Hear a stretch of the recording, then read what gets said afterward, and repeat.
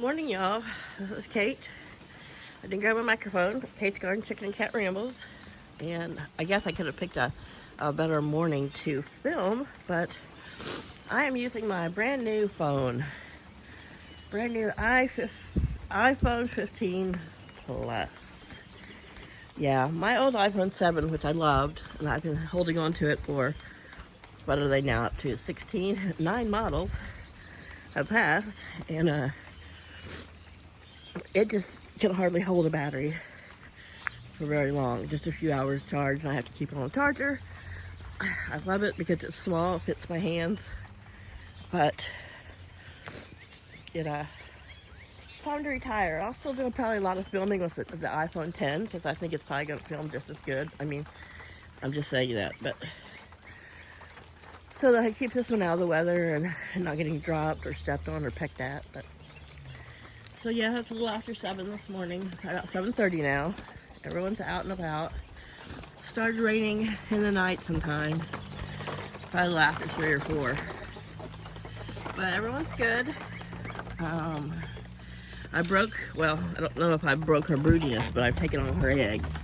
So yesterday I noticed that, sorry girls,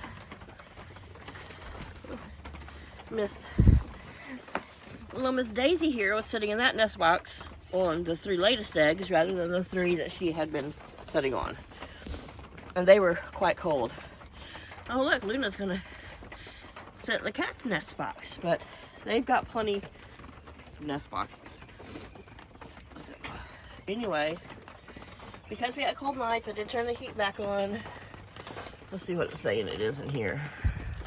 This morning, it is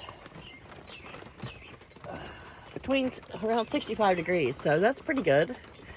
I had just left it on because it was so cloudy yesterday, instead of turning the big light on. But today it's going to be even darker, so I'll turn the bigger light on so that anytime they are at least, let's look at their Neve, in the coop, is brighter. And I don't want them to drop egg production. Not that egg production is my main goal. I'm gonna have to go out there and turn their light on, but it's plugged in, so they've got dry food and fresh water. I got some fresh water with rainwater, so that, see, of course, they're over in the little chicken shack. It was raining a lot heavier when I let them out, so they immediately ran out, and they all ran right over there. So their roof is just that thin white plastic, so it doesn't stay super dark, but they are nice and dry, lots of vent. We've talked about the chicken shack. Yesterday was a big day for dust bathing in there. I've got to get some more dirt and ash and sand in the pavilion. But yeah, everyone's good. Everyone's doing well. Last night, Miss Flower, wherever she's at, attempted to get up in the tree. Well, she did get up in the tree, and I got her down. Got her to hop down. She didn't want to hop on the net because I've used the fishing net just because it's got an expandable cord. That way I can reach in there and I can just extend it up and make her step on the edge of it, and then bring her down. But so this morning I just opened it up. You know, it pretty much just leans in that corner as a windbreak out of the way. But I decided to go ahead and open it. It's kind of wedged. It's leaning up against a roosting bar, but between the coop and the tree, it's going to keep holding it up. I mean, it's locked up, but just so that all of this area here where she likes to dig around and hang out is out of the rain.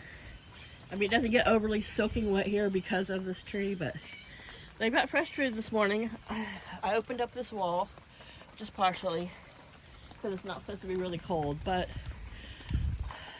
I don't know. I feel guilty, like if it's really bad weather and they need to come in to get out of the rain, I don't like them feeling like they're stuck in a box and they can't see out and see what's going on, because chickens like to do that. They like to be able to see what's going on. So I don't know where his little girlfriend is, but everyone's doing great. Hopefully this phone is filming nicely. Probably I'll just stand up here under the eaves of the house. So I stay dry. So, oh, there she is. She's underneath there. So underneath there, she's dry. Now, in the summer, I clear out a lot of that, those shavings and everything that you see him standing on. I'll throw a little bit of shavings and some straw in there just to help with any kind of like moisture absorption. And because I feel guilty that they're walking on hardware cloth. It's a smaller gauge than that, so it's not, but it will allow the summer for airflow to come up, and poops and peas, which, chickens with the combo, can go down.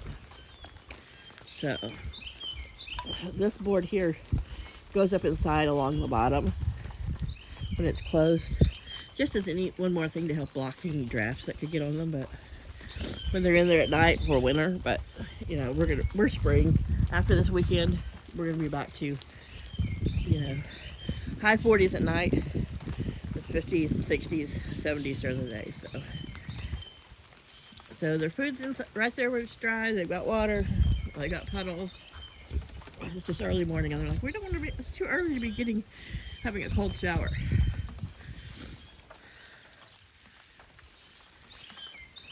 So everyone's good. Here she comes to make sure I'm not going to pick her up. Good morning, Miss Flower. I realized that this was Flower because the old time she did look like one little black feather coming up on the back, but I guess not. So Daisy's in there. Like I said, I pulled the eggs out from under her. She just wants to sit. I don't think she would be a good mom. I don't think she would probably set on them the way they need to be sat on to hatch.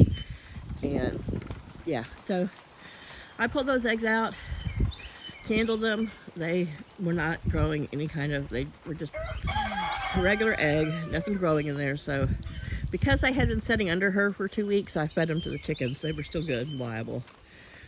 But it's been cold enough that, she could keep them warm enough, but I still think she'd make a good mom. They're not known to be moms. So, all right. Well, my phone's getting all rained on. Going in. Y'all have a great weekend. Bye.